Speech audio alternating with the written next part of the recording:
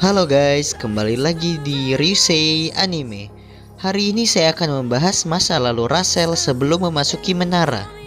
Sebelum saya memulai ceritanya, ada baiknya kita klik subscribe, like, share, dan hidupkan notification channel ini agar channel ini berkembang dan memberikan manfaat kepada kita semua. Jika sudah, mari kita mulai ceritanya. Seperti yang kita ketahui, bagi Yoru, Russell sudah seperti ibu kandungnya sendiri.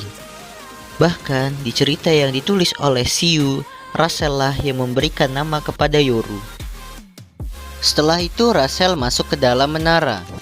Begitupun Yoru yang mengikuti Russell ke dalam menara. Masih menjadi misteri mengapa menara membukakan pintu untuk seorang Russell yang sangat lemah. Mungkin sebagian orang berspekulasi seperti ini. Menara membukakan pintu untuk Russell agar Yoru juga masuk ke dalam menara. Karena menara beranggapan bahwa Yoru akan merubah nasib dari menara. Agar Yoru terus menaiki menara, dia membutuhkan Russell sebagai motivasinya. Spekulasi tersebut ada benarnya, tapi menurut saya ada tujuan lain dari menara mengapa memasukkan Russell ke dalamnya. Sama sekali tidak ada info tentang masa lalu Russell, baik di manga atau di animenya. Informasi tentang Russell sangat terbatas.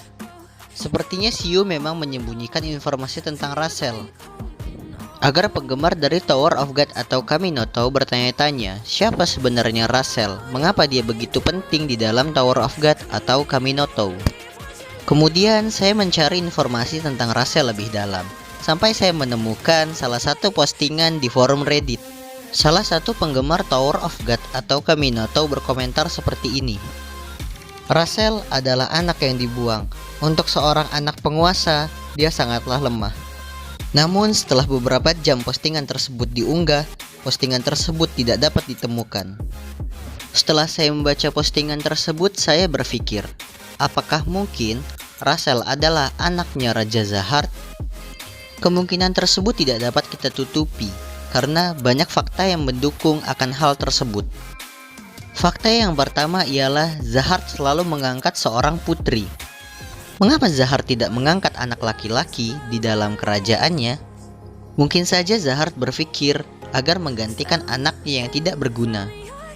Demi mengingat anaknya yang lama, maka dari itu Zahard mengangkat putri dari keluarga lain. Hal tersebut sangat masuk akal. Jika memang tujuan Zahard untuk memperkuat posisinya sebagai raja atau mencari penggantinya, seharusnya dia mengangkat anak laki-laki, bukan perempuan. Jadi alasan sebenarnya Zahard mengangkat anak perempuan agar dia mengingat anaknya, yaitu Russell.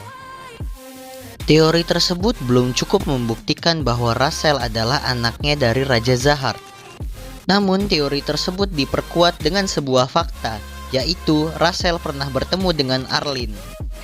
Siapakah Arlene? Arlene adalah ibunda dari Bam atau Yoru. Masih menjadi pertanyaan di mana mereka bertemu. Dan lagi, tujuan Russell sama seperti tujuan Arlene, yaitu melihat langit biru dan melihat bintang-bintang di puncak menara. Ataukah mungkin ternyata Russell adalah anaknya Arlene? Tidak ada yang tidak mungkin dalam cerita Kaminoto atau Tower of God, di mana pernah diceritakan juga bahwa Arlene dan Zahard pernah menjalin hubungan. Namun, Arlene memutuskan berhenti kepada Zahard karena Zahard tamak akan kekuasaan di dalam menara. Akhirnya, Arlene memutuskan memberontak kepada Zahard, dan pemberontakannya didukung oleh V.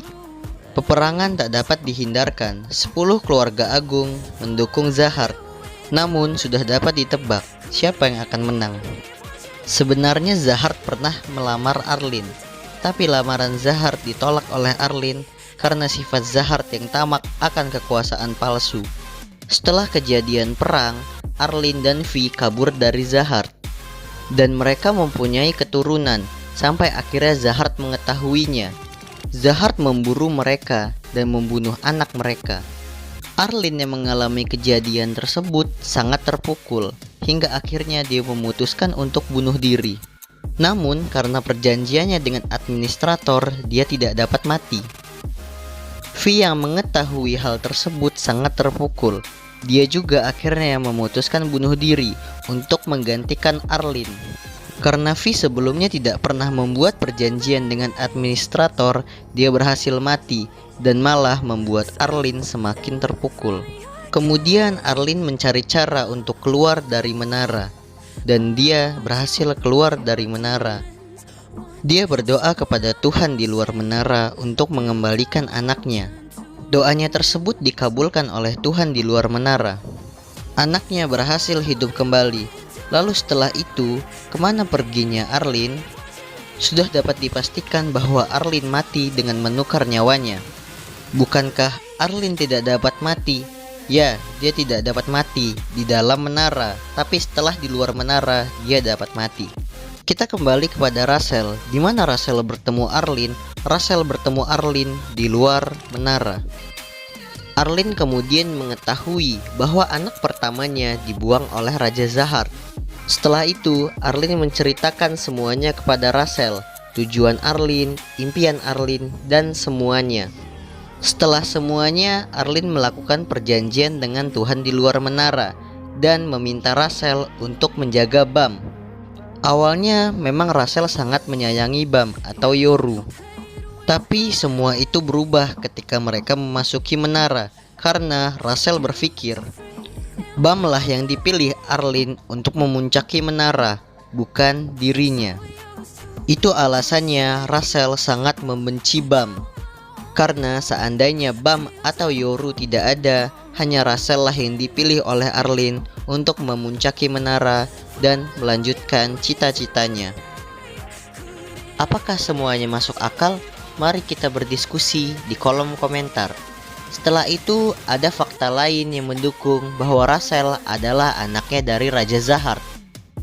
Kesamaan warna mata dan warna rambut dari mereka berdua. Mungkin saja itu suatu kebetulan, tapi menurut saya tidak. Siu menyelipkan sebuah clue dari warna rambut mereka. Kalian boleh mempercayai teori ini ataupun tidak. Mari kita bersama-sama berdiskusi di kolom komentar. Sekian pembahasan saya kali ini. Jangan lupa subscribe, like, share, dan hidupkan notification channel ini.